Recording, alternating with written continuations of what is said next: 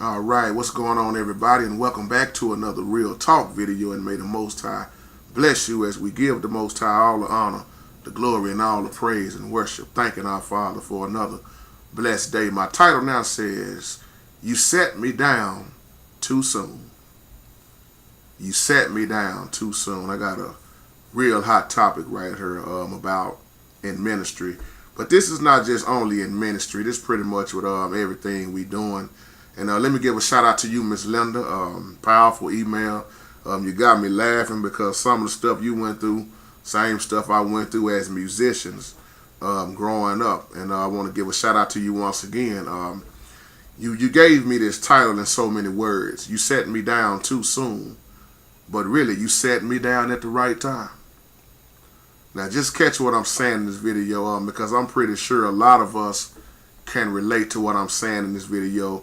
Especially if you are a piano player, you know, a singer or some type of musician, or even if you're a preacher, or like I say, if you're on your job or whatever it is that your talent was or what you gifted with that take you on a higher level and higher, or where you at right now. We all seem like we're on different levels, you know, in this life according to who you are and what you are doing. So when I thought about this title, "You Set Me Down Too Soon," you know, my sister, in leadership, you can sit people down at the wrong time, and it causes people to leave a church. You can be sitting somebody down at the wrong time according to what you think on their time. And the reason why I'm saying is because if you don't let people suffer, if you don't let them struggle, if you don't let them go through, how will they ever learn how to go through and struggle and suffer if you don't allow them time to, if that makes sense? If you don't let them ever get a chance at people who do you wrong. Let me just say, for a musician, I see musicians all the time. They don't want to let the younger one try to get on the drums or try to get on the piano. They always tell them to sit down and shut up. They never give them a chance. All they do is fuss at them and fuss at them. But the thing is, a lot of times we are knocking people down in their growing season. See, we can keep it real. There's some people that have no business in ministry, have no business in leadership, period. But I want to focus on when you sit them down at the wrong time. See, it's a whole lot of people saying, "I want to be in ministry, JT. I know I got the call and I heard I want to be in ministry," but they really don't know what they asking for. Let me tell you something. When you take that on right there, you really don't know what you're getting yourself into, because let me tell you something. When the suffering comes in, don't be ready to give up, because it's coming hard and it's coming fast. I was just listening to Pastor Cochran. I think that was yesterday, brother P.P. Drawings. He was talking about suffering and how most Christians do not want to suffer. They don't want to struggle. All they want is give me this, give me that. But they don't want to go through.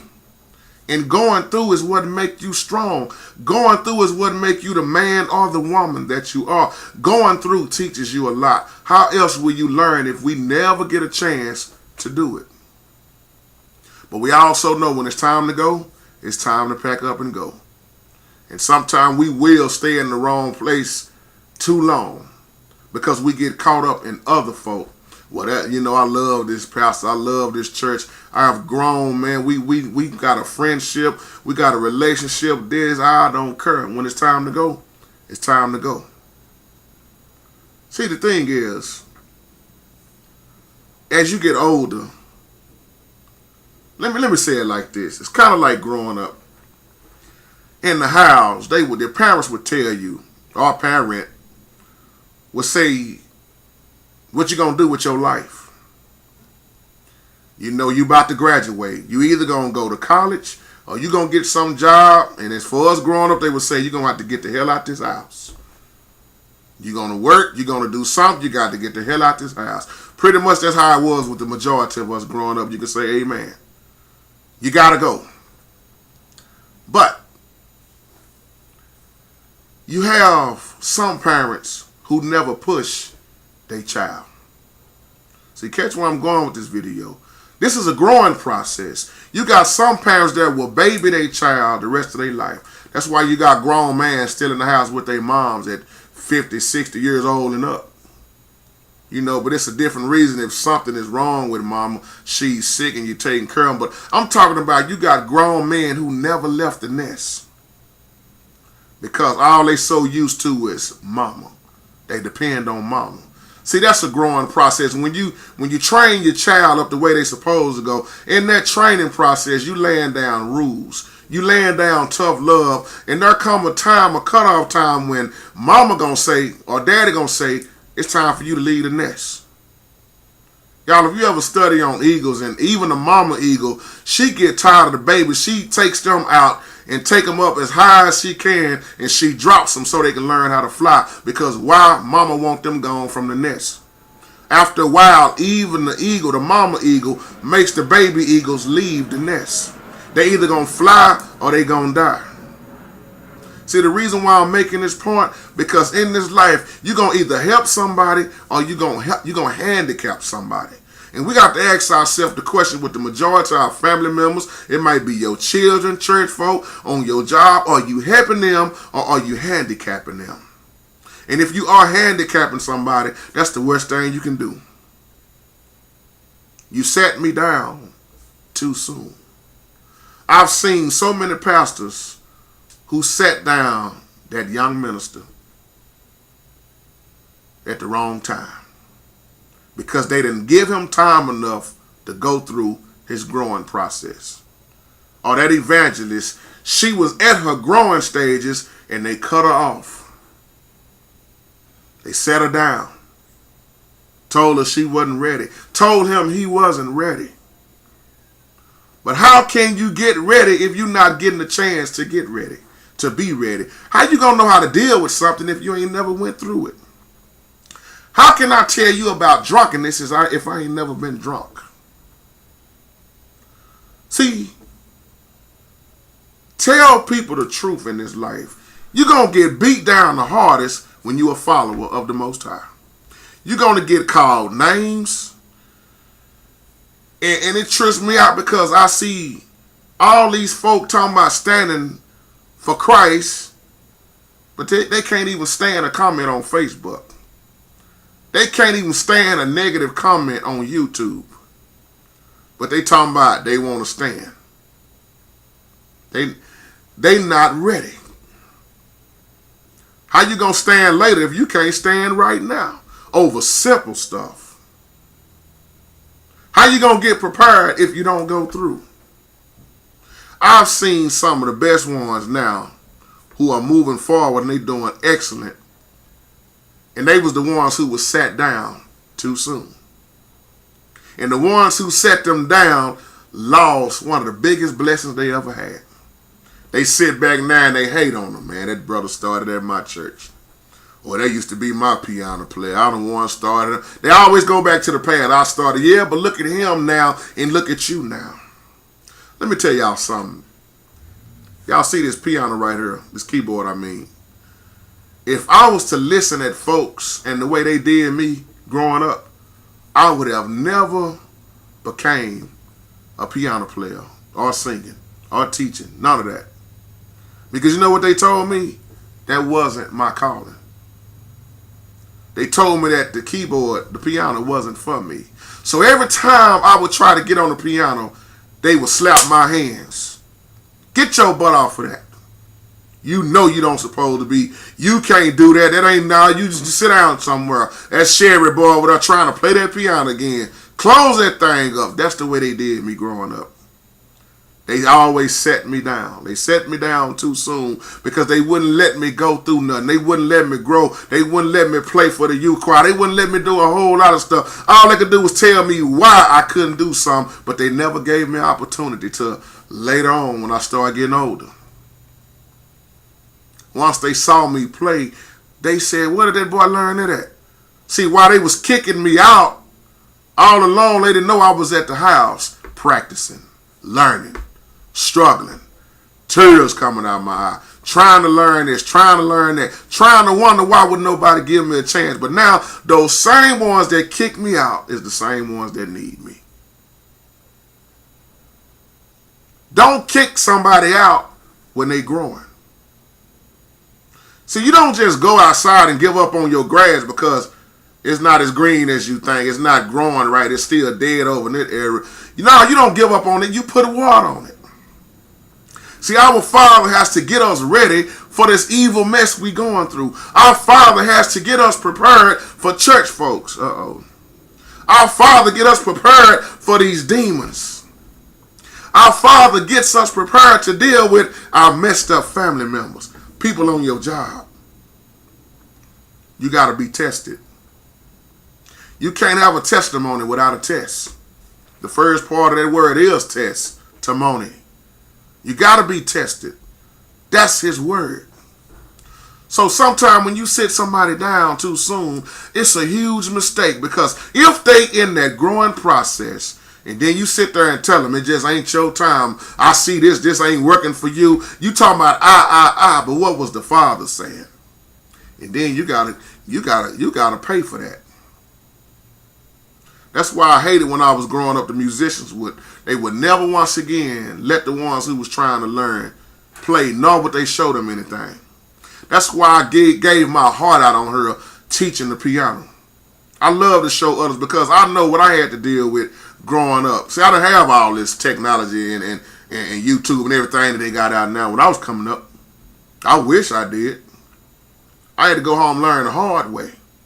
We had to cut them 4 tracks and them tape decks on, and speed be changing at different times. Some of y'all older musicians, y'all know what I'm talking about. You try to get with the other musicians, your songs ain't in the same key because one speeding faster than the other. We didn't even have the CDs then. We was doing tape decks, taping the rehearsals. I tell the beginner musicians all the time, if you're looking at this video, it's a long road ahead of you. See, it takes time in ministry. And who are we to keep cutting off your time when you are at your growing time? And then you wonder why so many people have left. I remember P.P. Jones told me the church that he left to get to where he at now under Pastor Cochran. Best thing you ever done was left, wasn't it, brother? Think about this, P.P. Jones. If Pastor Cochran wouldn't have listened at the Father, he wouldn't be over there with you right now. If he would have been listening to other folk, because they probably told him he don't need to grow. He don't need to go nowhere. He need to stay right here. But if he had a great pastor, whoever he was up on, I don't know, he probably told him, son, it's your time to get off and under here. You got to get off and under my wings, and you got to go start your own. See, that's a real pastor that do that. But you don't see that a lot. What most pastors you see them do is hate on each other. Let the church say amen.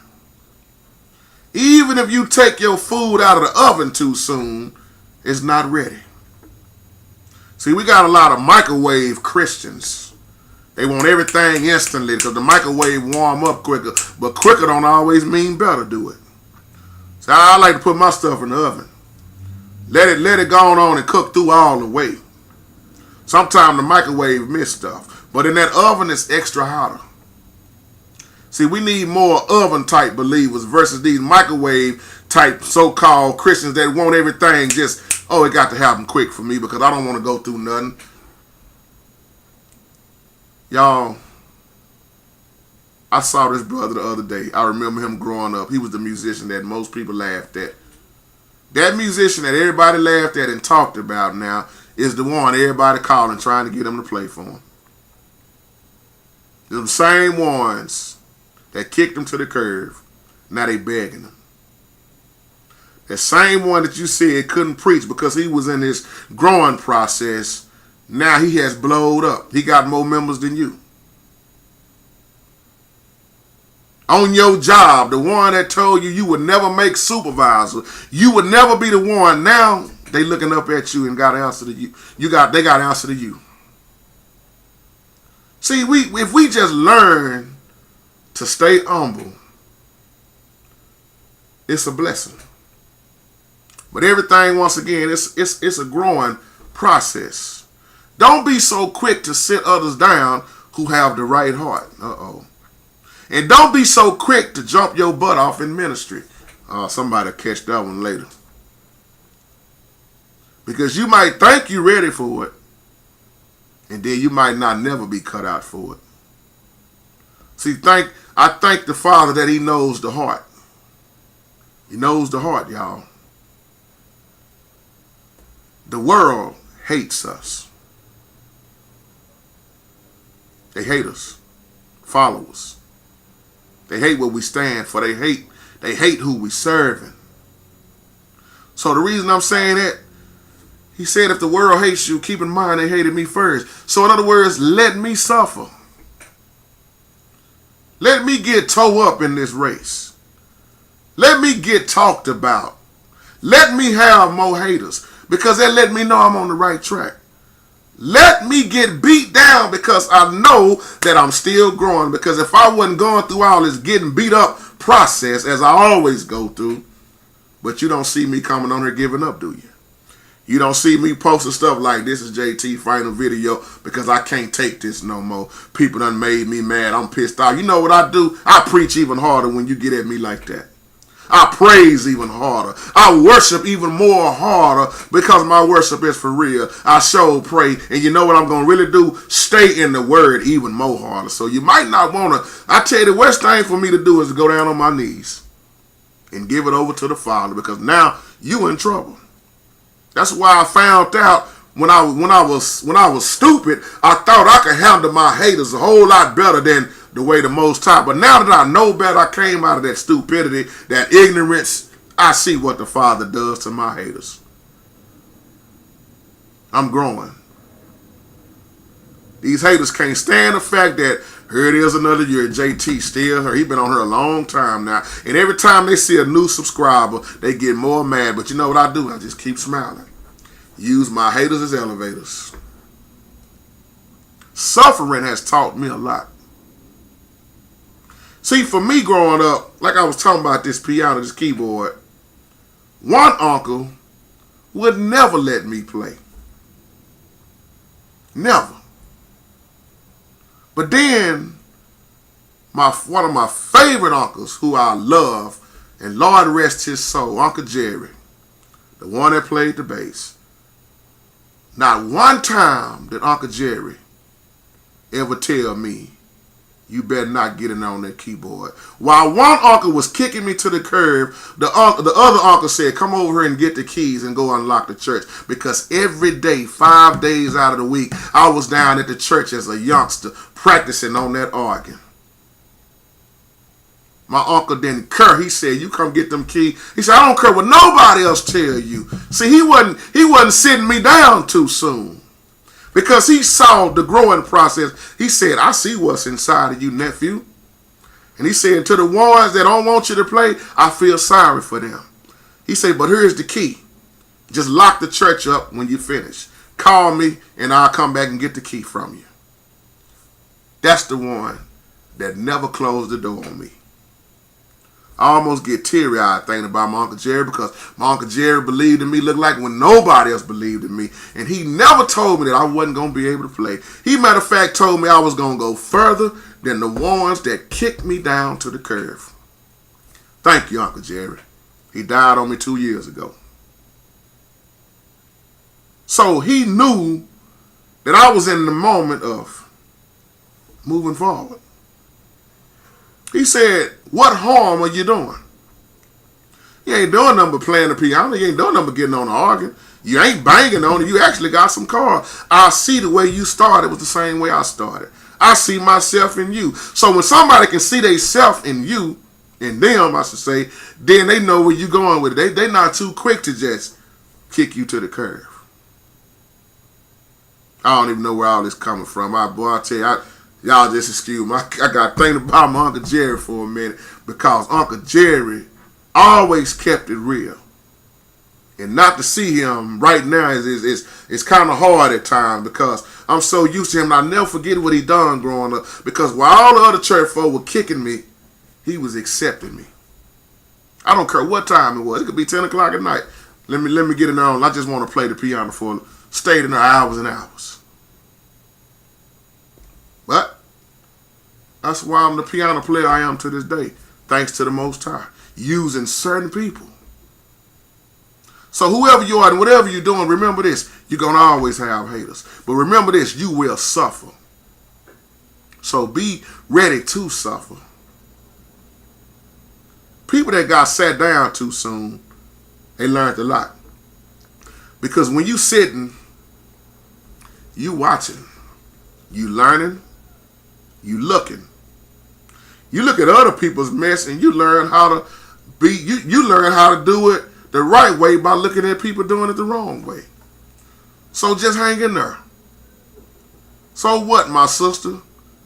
If they don't want to use you, I guarantee you the Most High will elevate you somewhere where you need to be. But I'm going to say this also. Don't ever leave out of confusion. That's the worst thing you could do. Never leave out of confusion. Because you'll make a big mistake going somewhere still confused. Let the Most High show you. So I can't tell people when it's their time. I don't know your situation. I'm not around you. What I will do is pray for you and tell you to ask the Most High to give you that, show you that. He will show you when it's your time. Because let me tell you something. Ain't going to be no confusion when the Lord say move. That's it. Now you might be like, I'm going to miss everybody. For me, you ask me, what was it for me? When I left the same church that I'm talking about in this video. When I left my home church. When I got out of family church. My family do you worse than anybody. Is when I started receiving my biggest blessings. But it took me leaving. So even though they set me down too soon, they set me down at the right time. Then I really learned after that how to suffer. How to go through, how to struggle. See, you get some scars in this life. See, Paul begged 3 times for the Most High to remove that thorn from his flesh. See, we all have our own thorns in this life. See, you got to go through something to get some scars and some thorns in your flesh and some bruises. That let you know that you done went through some hell. You done been through some rough times in this life. But I like what my beautiful sister, Lady D, says. She say her scars are her stars. I tell people all the time, let them rub you the wrong way, because out of that, all that rubbing the wrong way, they just going to make you shine more. The more you rub, the more you shine. I don't know who I'm talking to, but somebody needed to hear that. Some folk done jumped out of their marriage too soon. Uh-oh, I'm messing with somebody now. They done jumped out of the covenant because, it just wasn't right. Some done gave up on their children too soon. Some of y'all thought that gangster, that thug, was never going to change, but look at him now. He did. So I'm talking to these religious folk now who think everybody going to change overnight like they did. And they know they didn't change overnight. They need to shut up and sit down somewhere. You thought she was going to stay a hoe the rest of her life. Oh, but look at her now. She quit hoeing around. Now she lives set apart and holy instead of hoe-ish. But you gave up on her. You set her out too soon. But look at her now.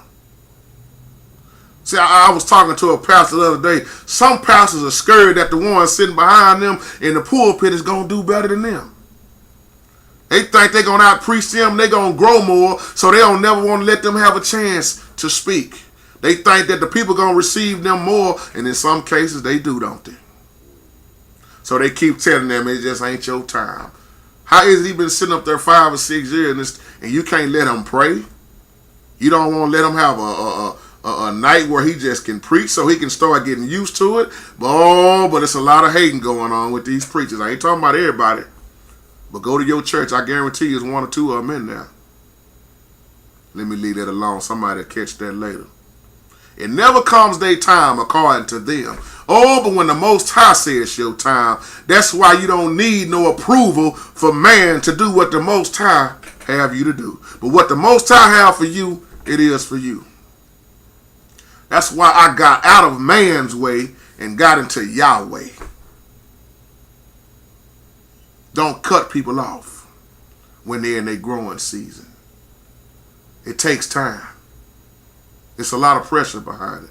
You know what makes a diamond mostly? Time and pressure. I remember a lot of people on here, piano players, quit playing the piano because they said it was too hard. It's too boring.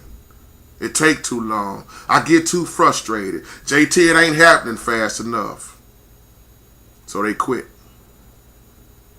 You know, a lot of people got divorced because they said their marriage was too hard.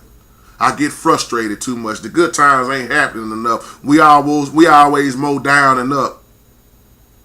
You know, a lot of people they just don't want to go through anything. And those are the ones who are truly weak and uses so many excuses and they never grow, and you need to get off and around them type of people. Stop getting mad because I just talked about your wife. Truth hurt. Stop getting mad because I just talked about your husband. Stop getting mad because your child acting like that. I'm just telling the truth. Stop getting mad because your pastor ain't preaching. Oh, let me leave that alone. Stop getting mad because that's your best friend you just said, JT. They never grow. First of all, trying to move forward in this life without the Holy Spirit, it's not going to work. One thing that was promised to us in this life was trials and tribulations. But how is your faith? So here's the thing about these trials and tribulations, these storms that we go through. You never know how long they're going to last. But even after a great storm, you'll see the rainbow. Sad thing is, the homosexuals want to use the rainbow to justify who they are and what they doing is right. So I love you homosexuals, but I'm going to keep it real and tell the truth in this video.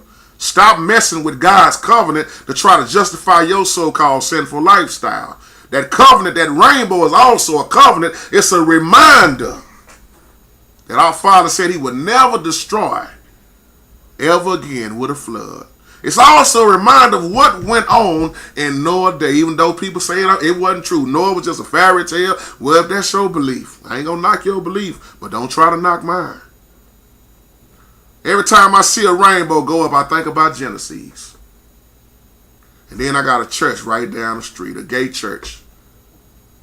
Rainbow flags up. Tell you can come as you are and stay as you are. And you still going to make it to heaven. What we see going on in this life right now is pitiful. It's disgusting. It's abominations. It's wicked. It's confusion. I'm not just talking about homosexuality. I'm talking about all of it now. All this murder, this raping, this pedophiling, this drunkenness, this diseases, this sickness, this poverty. I mean, you name it. This is what we're living in. Now, you can keep trying to ignore it. I don't know where I'm going with this video now, but I'm just following the Father. You can keep trying to ignore what you see. But remember this. Things are going to get worse before they get better. You see that right now. If you don't see it, you blinded. The Bible teaches us that Satan blinds the minds of the unbelievers. So, getting back to what I'm talking about, with these trials and tribulations, it's rain on the just as well as the unjust. Why do you think that you are not going to go through any kind of suffering when you are? That's why I am the man I am today, because of the Most High taking me through and not taking me out. Big Mama used to say, anything that don't kill me is going to make me strong. It's going to make me better. The Father taking me through and not taking me out. Because why would he bring me to it if he wasn't going to take me through it? See, I just messed up the pre-tree of doctrine right there. Because they all want to get out here at the time. They don't want to go through nothing. They don't want to experience no kind of tribulations and trials and suffering. And so let me fly away. I can't get on there and teach that mess. But to the ones that like it, hey man, more power to you. Just don't expect me to fly along with it. Somebody catch that later. Let me go through. Let me suffer. Let me grow. The enemy is always trying to attack us. But we keep pressing on. What if the Most High would have set Yahshua down soon? Uh-oh. What if our Savior would have never got on the cross? What if Yahshua's words would have been, Father, take this cup from me, but I'm going to do my own will, like we do? What if he would have got back off the cross and said, forget the whole world? What if the Most High would have pulled Moses out too soon? Moses would have never known how it felt to be a leader. What if the Most High would have sat David down when things got too hard for David? What if Paul would never been changed from Saul to Paul? Paul would have never known what suffering was or how to teach it. What if the Holy Spirit would have never got into Peter? What if everything would have happened too soon? We wouldn't even be here. We got to start from somewhere. That's why quitting in this race, that's not an option for me. I can't quit. I done came too far. What's the use of building a beautiful building, a house, and spend so much time and getting all the materials you need, and you build it, but you don't let nobody live in it? That house just going to rotten out. Foundation going to get bad. It's just going to be something sitting there getting bad and old and raggedy. So we working and we building up. But don't knock me down while I'm building. I'm not going to knock you down while you building. Anything I'm going to ask you, do you need some more bricks? Do you need a shovel? What you need? Because I can go get the dirt. Can we work together? But no, we got too many people. Let me leave this alone. I'm going to close with this. Some of the most successful people are the ones who got sat down, or somebody didn't want to hear their ideas. They was at their growing process, but they wasn't growing fast enough according to man's standards. Me being sat down taught me a lot. But as I close, I remember the old Karate Kid with Mr. Miyagi and Daniel's son. When he started teaching Daniel's son. Daniel's son didn't know why for a long time Mr. Miyagi had him waxing that car. That was boring to him. He got tired of that. But he didn't know that the teacher was training him. He said, it don't make sense to do this. Why you got me washing this car every day? Why am I waxing? I do this every day. But he was getting trained. See, my point is, even if something is boring, it's a lesson to be learned. Miyagi told Daniel's son, wash the car, wax it. Do this with your left hand, do that with your right hand. See, sometimes we can't see why we are doing what we are told to do by the master, but we do it anyway. Because that's just like faith, believing in what you can't see. Some of us, if we can't see it, we're not going to believe it. Well, I got to believe in what I can't see because I'm looking at the seen. No, let me say that right. I'm looking at the unseen. Too many of us are looking at the seen. But when you focus on the unseen, which is spiritual, you're on the right track. Because what is faith? Faith is the substance of things hoped for and evidence of things not seen. So even though they set me down too soon, but really, they set me down at the right time. Some of y'all know why I'm saying it like that. So with that being said, y'all have a wonderful, blessed day. That's my time. Peace out.